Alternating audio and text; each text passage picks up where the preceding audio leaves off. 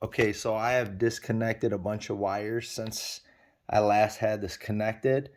So I have this wire here that runs to this right here. And that is, I just undid that because I was trying to make this neater organized.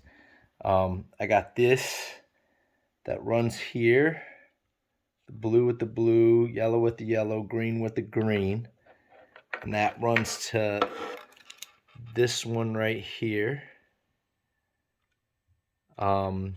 which I also disconnected this one, the peach colored one, which was connected. Then I have the white one that runs here to this one right here, to that one right there.